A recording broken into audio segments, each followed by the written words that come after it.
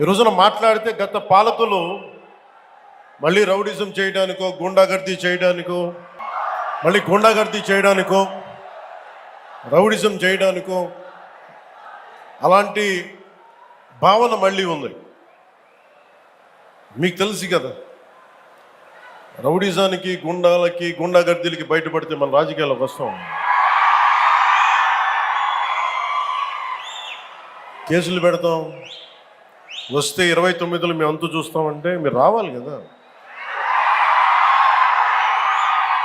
మీరు ఎలా వస్తారో మేము చూస్తాం.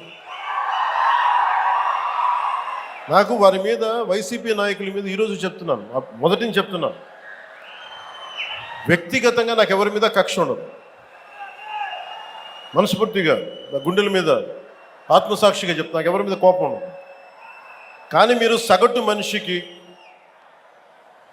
మనిషిలో, ఈ దేశంలో ఉన్న సగటు మనిషికి, సగటు మధ్యతరగతి మనిషికి, సగటు రైతుకి, సగటు యువకుడికి, సగటు యువతకి మీరు కనుక భయభ్రాంతుల్ని క్రియేట్ చేస్తే దాన్ని ఎదుర్కొనే కదా ఇక్కడ దాకా వచ్చాం. మీకు 151 సీట్లు వచ్చినప్పుడు కదా, నేను 2 చోట్ల ఓడిపోయినప్పుడు కదా మేము ఎదుర్కొని బలంగా నిలబడింది. అంటే గుండెల్లో ఎంత దమ్ము ఉండాలి, రక్తంలో ఎంత వేడి ఉండాలి మీలాంటి వాళ్ళు తట్టుకోవాలంటే. నాకు తెలిసిన సినిమాల నుంచి వచ్చిన సినిమాలో డైలాగులు చెప్పను నేను. కుత్తుకలు కోసేస్తాం, మిడకాయలు కోసేస్తాం అంటే కోయడానికి మేమేమన్నా చొక్కా ఇప్పి చూపిస్తామా?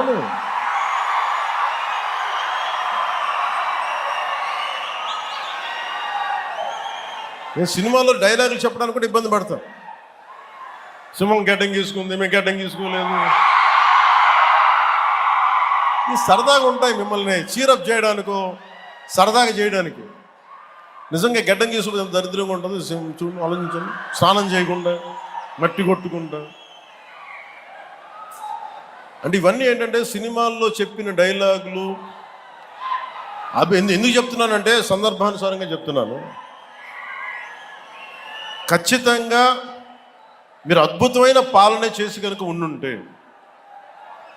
మీరు 11 సీట్లకు వచ్చేవాళ్ళు కాదు మీరు. అంటే ఇది రెలవెంట్ కాబట్టి చెప్తున్నాను.